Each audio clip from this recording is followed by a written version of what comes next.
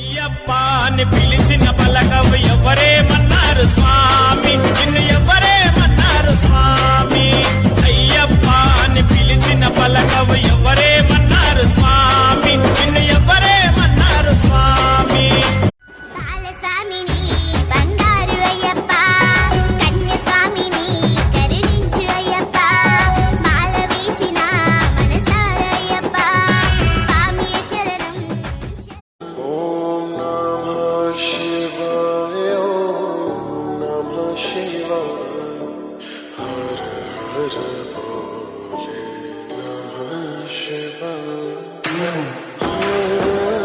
భగవాన్ చరణం